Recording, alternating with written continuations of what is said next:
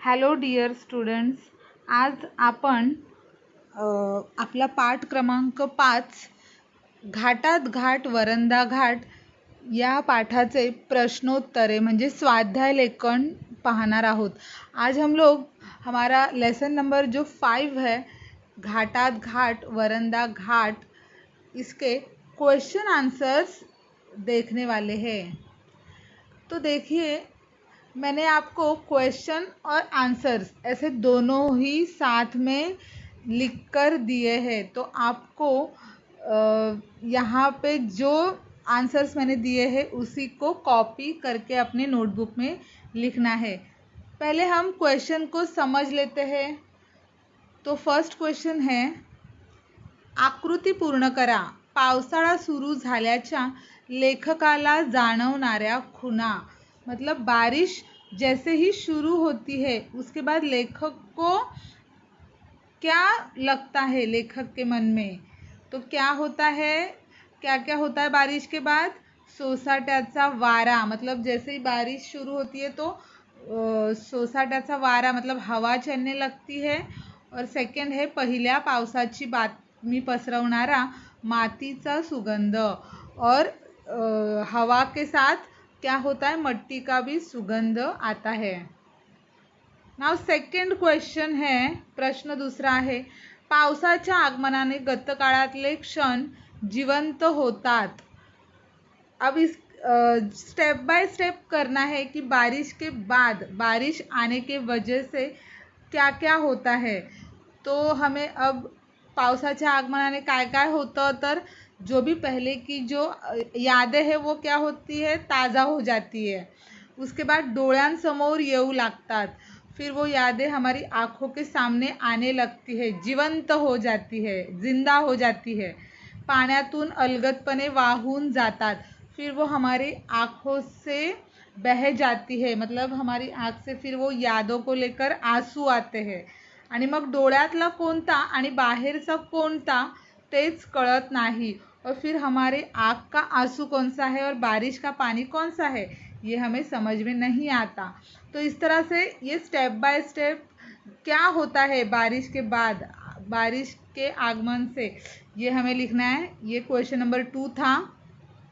अब question number 3 है, जिगरबाज भटके। हमें इनका मीनिंग लिखना है कि जिगरबाज भटके मीन्स क्या। बराच वेळ गेल्यावर ज्यांना थोड़े भिजावेसे वाटते, बहुत समय के बाद जिनको थोड़ा भीगने का मन करता है, पाय मोकळे करावेसे वाटतात, चलने का मन करता है आणि म्हणूनच त्यांना डेरिंग करावेसे वाटते और उनको डेरिंग करने का मन होता है, त्यांना जिगरबाज भटके म्हटले आहे। और उन्हीं को क्या बोला गया है, जिगरबाज भटके। मतलब थोड़ी जो लोग होते हैं जिनको क्या होता है, बारिश में भीगने का मन करता है, चलने का मन करता है और कुछ डेरिंग करने का मन करता है, उन्हीं को क्या बोलते हैं, जिगरबाज भटके। तो अगर ये आता है जिगरबाज भटके मीन्स क्या, तो आपको ये डेफिनेशन उसका लिखना है। रंगीली पायवाट। डोंगर माथ्यावर 9 टाक्यांचा समूह आहे। वो जो डोंगर है वरंदा घाट में, वहाँ पे क्या है, 9 टंकियों का समूह है। तिथे जायला एक पायवाट आहे और उधर जाने के लिए, उन टंकियों के पास जाने के लिए एक छोटा क्या है, पायवाट मीन्स रास्ता है। त्या टाक्यापासून परत जाताना त्या ओल्या वाटेवर आपले कपड़ेच रंगतात। उन टंकियों को देख के जब हम वापस लौटते तब उन ओल्या वाटेवर मीन्स वो जो जगह है वो कैसी है, ओली मीन्स गीली होती है और इसलिए हमारे जो कपड़े हैं वो क्या हो जाते हैं, खराब, रंगतात मतलब कलरफुल हो जाते हैं आणि म्हणूनच तिला रंगीली पायवाट म्हटले आहे। और इसलिए वो जो रास्ता है पायवाट, उसको क्या बोला गया है, रंगीली पायवाट। तो इसका मीनिंग आपको समझ में आया होगा। नेक्स्ट है डोंगराची सोंड। कावळ्या किल्ल्याकडे जाणाऱ्या ट्रॅकवर वरंदा घाटाच्या उत्तरेला पसरलेल्या डोंगराचे जे सुळके आहेत ते सोंडेसारखे दिसतात। कावळा किल्ला जो है उसके तरफ जब हम जाते हैं, वहाँ पे वरंदा घाटाच्या उत्तरेला, उसके उत्तर में पसरलेल्या डोंगराचे जे सुळके, वहाँ पे जो डोंगर है वरंदा घाट के उत्तर में, वहाँ पे जो डोंगर फैला हुआ है, ते डोंगराचे जे सुळके आहेत ते सोंडेसारखे दिसतात। वो कैसे दिखते हैं, वो डोंगर कैसा दिखता है, सोंड की तरह, सूंड की तरह, आणि म्हणूनच त्याला डोंगराची सोंड असे म्हटले आहे और इसीलिए उसको क्या बोला गया है, डोंगराची सोंड। तो इस तरह से आपको डेफिनेशन अगर एग्जाम में पूछते हैं तो ये आपको इसी तरह से लिखना है। नेक्स्ट है तुमच्या शब्दात माहिती लिहा। अब तुम्हारे वर्ड्स में, अपने ओन वर्ड्स में भी इन क्वेश्चन का आंसर आप लोग लिख सकते हो। वरंदा घाटातील निसर्गाचे विहंगम दृश्य तुमच्या शब्दात वर्णन करा। जो वरंदा घाट है उधर वहाँ का जो निसर्ग है उसका दृश्य का वर्णन हमारी शब्दों में हमें करना है। वरंदा घाटातील निसर्गाची वेगळीच जादू बघायला मिळते।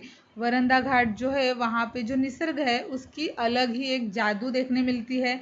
वरंदा घाटातून दिसणारे निसर्गाचे दृश्य अतिशय विलोभनीय असते। उसका जो वहाँ पे जो निसर्ग का दृश्य है वो कैसा है, अतिशय विलोभनीय, बहुत ही सुंदर। हिरव्यागार झाडांनी भरलेल्या कपारीतून धबधबे जोरदार आवाज करत वाहत असतात। वहाँ पे क्या होता है, हरी झाड़ियों में से धबधबे मीन्स वॉटरफॉल आवाज करते हुए बहते हैं। दरीतील हिरवे रान डोळ्यांना सुखद गारवा देते। जो दरी है, जो पानी बहता है वहाँ पे जो हिरवे रान, जो भी ग्रीनरी है वो क्या करती है, आँखों को बहुत ही सुखद गारवा, आँखों को ठंडक देती है। डोंगरावर ढग उतरल्यामुळे ढगांवर पांढरे आच्छादन घातल्यासारखे वाटते। और डोंगर के ऊपर क्या होता है, ढग छा जाते हैं और इसीलिए जो बादल है उनके ऊपर क्या होता है, वाइट उन्होंने कपड़े पहन लिए, आच्छादन वाइट कवर ओढ़ लिया है ऐसा लगता है। पावसाची संततधार वातावरणात उत्साह निर्माण करते और जो बारिश है वो वातावरण को क्या करता है, और भी उत्साह वातावरण में निर्माण करता है। धबधब्यांमधून वाहणाऱ्या पाण्याचा जोर जास्त असल्याने ते पाणी जणू दगडांवर चाबूक मारत पुढे जात असल्यासारखे वाटते। और जो धबधबा है, जो वाटरफॉल है, उसका पानी इतने जोर से बहता है कि जैसे ऐसा लगता है कि वो पत्थरों पे क्या कर रहा है, मार दे रहा है, किससे, पट्टे से ऐसे मार के वो आगे जा रहा है ऐसा लगता है। निसर्गाचे हे सुंदर दृश्य नजरेचे पारणे फेडून टाकते। और इसी तरह ये जो निसर्ग का सुंदर दृश्य है ये क्या करता है, आँखों को बहुत ही पारणे फेडते, मतलब हमारी आँखों का जो ये है सुंदर, मतलब ये इतना सुंदर दृश्य है कि हमारी आँखों का मतलब पारणे आपले फेडून टाकतात। अब कावळ्या किल्ला, उसकी भी माहिती आपको लिखनी है। वरंदा घाटातल्या डोंगर माथ्याजवळील 9 टाक्यांच्या समूहापासून ओल्या पायवाटेने पुन्हा एकदा डांबरी रस्त्यावर आल्यावर उजव्या हाताची पायवाट कावळ्या किल्ल्याकडे जाते। अब वरंदा घाट में कावड़ा किले के बारे में बताया है कि जो पायवाट है उससे हम कहाँ जाते हैं, डांबरी रस्त्यावर आल्यावर उजव्या हाताची पायवाट कहाँ जाती है, कावळ्या किल्ल्याकडे। बांधीव पायऱ्या पार करून अरुंद पायवाटेने कारवीच्या झाडीतून कावळ्या किल्ल्यावर ट्रेक शुरू होतो। और वहाँ पे जाने के लिए हमें कौन से झाड़ लगते हैं, कारवी के झाड़, उसके बीच से हम ये ट्रेक स्टार्ट करते हैं। वरंदा घाटाच्या उत्तरेत पसरलेल्या डोंगरावरून डावीकडे कोकणात उतरत जाणाऱ्या रस्त्यावरून पाय सटकला तर तो थेट समर्थांच्या शिवथर घळीत माणूस पोहोचतो। अगर वरंदा घाट के इस डोंगरवाट से अगर हम चल रहे होते हैं तब कोकणात उतरत जाणाऱ्या रस्त्यावरून अगर यहाँ पे एक कोकण में जाने के लिए रास्ता है, मतलब वो कोकण की तरह दिखता है गांव, इसलिए वहाँ पे उसको कोकण बोला गया है। तो अगर वहाँ से अगर हमारा पैर फिसल गया तो हम कहाँ जाएंगे, डायरेक्ट समर्थांच्या शिवथर घळीत। मग तिथून पुढे जाणारी अरुंद पायवाट सपाटीवर येऊन थांबते और फिर वो जो रास्ता है वो हमें कहाँ पर लेके आता है, सपाटीवर, एक मोकळ्या मैदानात, एक ग्राउंड पे। तिथून एका टेकडाची उतरून अखेरची चढाई समोर येते। फिर एक टेकड़ी है, एक छोटा पर्वत है और उसको उतर के फिर सामने क्या है, वो तिथून वरंधा घाटाचे दर्शन, उसके सामने ही वरंधा घाट का दर्शन हमें होता है. डोंगराच्या सोंडेला शेवटी जोत्याचे अवशेष व ढासळलेल्या बुरुजाचे अवशेष दिसतात. और डोंगर की जो सोंड है उसके आखिरी में क्या दिखता है, टूटे हुए कुछ अवशेष उस डोंगर के. हा कावळा किल्ला जिगरबाज भटक्यांसाठी आवडीचा ठरतो. और जो भी भटके लोग हैं, जिनको भटकना पसंद है, उनके लिए ये कावड़ा किला क्या है, बहुत ही आवड़ीचा, बहुत ही फेवरेट है. इस तरह से दोनों क्वेश्चन हमने देख लिए हैं. अब कुछ विशेषण और विशेष है, इनका क्या करना है, हमें मॅच द कॉलम करना है, जोड्या लावायच्या आहेत. विहंगम, दृश्य, गरमागरम, कांदा भजी, घोंगावणारा वारा, काळाशार, पाषाण मतलब दगड, अरुंद पायवाट, अरुंद मीन्स छोटी सी पायवाट, रस्ता. अब हमें खालील वाक्यातील शब्दयोगी अव्यय ओळखा.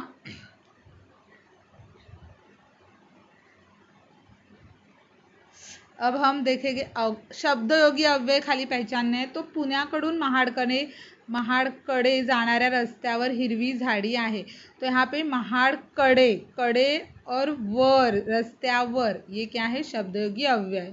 मैंने पहले ही आपको ये जो सारे अव्यय के वीडियो भेजे हैं, इनको आपको पढ़ते रहना है, ये आपको एग्जाम में आने ही वाले हैं.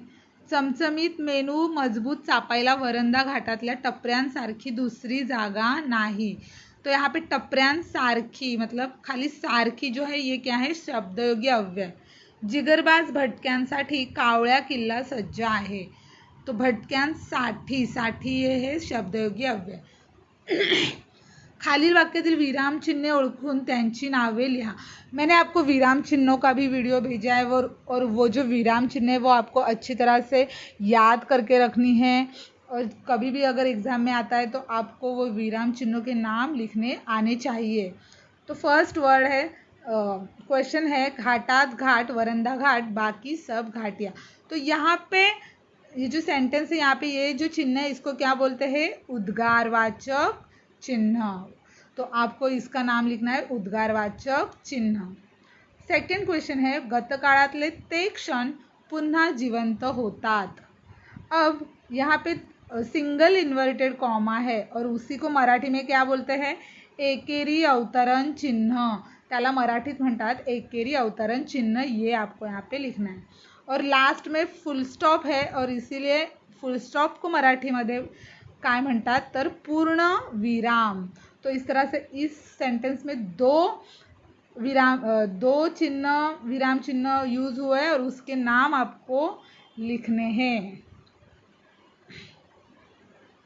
नेक्स्ट है, अगेन यहाँ पे विराम चिन्ह ओळखून लिहा है. हम पहले क्वेश्चन देख लेते हैं. यस, दो ही क्वेश्चन है विराम चिन्ह के. उसके बाद यहाँ पे हमें कुछ ग्रामर दिया गया है लेसन के नीचे, केवल वाक्य, मिश्र वाक्य, संयुक्त वाक्य. और ये तीनों प्रकार मैंने आपको पहले ही वीडियो में समझाए हुए हैं. मीन्स आप हमारा ग्रामर ऑलमोस्ट जो है ये कंप्लीट हुआ है. केवल वाक्य फिर भी हम देखेंगे की केवल वाक्य, ती रोज सकाळी लवकर उठते, ही केवल वाक्य आहेत. केवल वाक्यामध्ये काय असतं, एकच विधान असतं आणि त्यामुळे एक उद्देश, एक विधेय. केवल वाक्य हे विधानार्थी, प्रश्नार्थी, आज्ञार्थी, होकारार्थी किंवा नकारार्थी यातील कोणत्याही प्रकाराचे असू शकते. जो केवल वाक्य है वो कोई भी हो सकता है, विधानार्थी, प्रश्नार्थी, आज्ञार्थी या तो होकारार्थी, नकारार्थी. मिश्र वाक्य